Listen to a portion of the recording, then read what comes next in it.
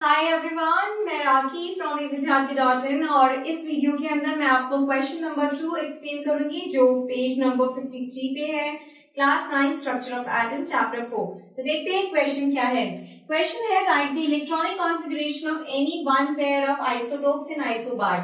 तो इस क्वेश्चन को सॉल्व करने से पहले ये जानते हैं कि आइसोटोप्स किसे कहते हैं और आइसोबार्स किसे कहते हैं।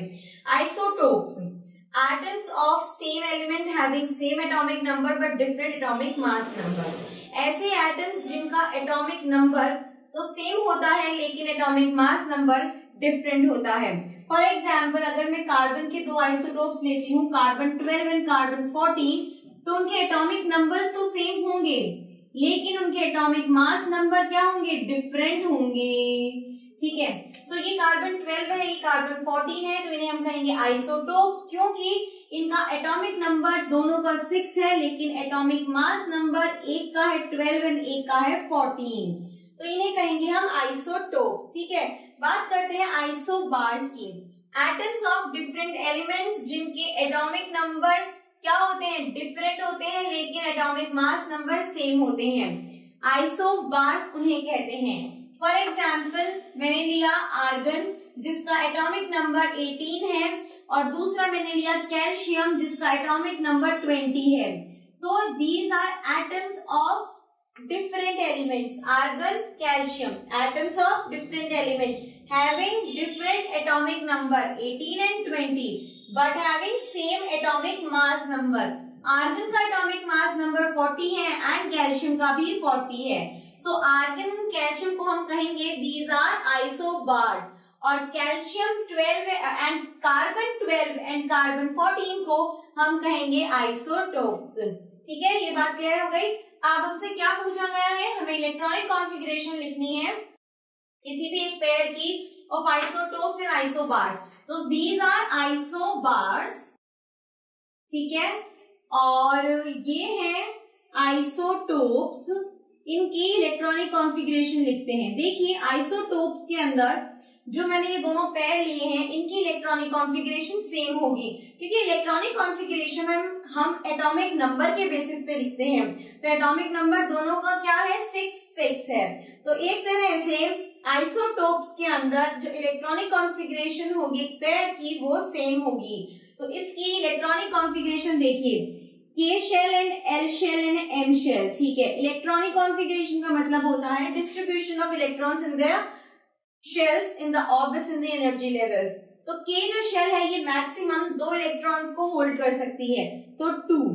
L शेल मैक्सिमम 8 इलेक्ट्रॉन्स को होल्ड कर सकता है, लेकिन हमारे पास बच गए कितने इलेक्ट्रॉन्स, 6 - 2 = 4। तो जो 4 इलेक्ट्रॉन्स हैं वो L शेल में चले जाएंगे। तो एक तरह से कार्बन 12 एंड कार्बन 14 की एक ही इलेक्ट्रॉनिक कॉन्फ़िगरेशन होगी और वो है ये। So this is how I am writing the electronic configuration of the isotopes carbon 12 and carbon 14 electronic configuration. ठीक है, बात करते हैं आइसोबार्स की। इनकी जो इलेक्ट्रॉनिक कॉन्फ़िगरेशन होगी वो डिफरेंट होगी क्योंकि इलेक्ट्रॉनिक कॉन्फ़िगरेशन का बेसिस होता है एटॉमिक नंबर। हम एटॉमिक नंबर के थ्रू ही इलेक्ट्रॉनिक कॉन्फ़िगरेशन को लिखते हैं। यहाँ पर एटॉमिक नंबर 18 है और यहाँ पर 20 है। तो सबसे पहले इलेक्ट्रॉनिक कॉन्फ़िगरेशन लिखते हैं आर्गन की। तो K, L, M and N। मैं ये आर्गन का बता रही हूँ आपको electronic configuration. Maximum K hold करता है 2 इलेक्ट्रॉन्स, L 8 इलेक्ट्रॉन्स, 2 एंड 8 10। हमारे पास फिर भी कितने इलेक्ट्रॉन्स बच गए हैं, 8 और बच गए हैं।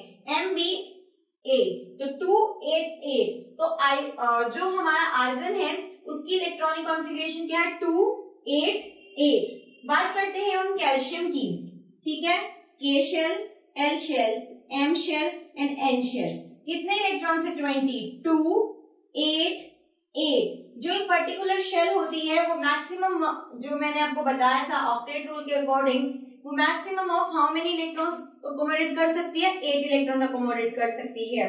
ठीक है, तो यहाँ पर देखिए 2 8 8 कितने हो गए, 18 and 1 more electron is 2 more electrons are left, so वो एन शेल में चले जाएंगे। तो एक तरह से आर्गन का जो इलेक्ट्रॉनिक कॉन्फ़िगरेशन है वो है 2 8 8 और कैल्शियम का जो इलेक्ट्रॉनिक कॉन्फ़िगरेशन है वो है 2 882।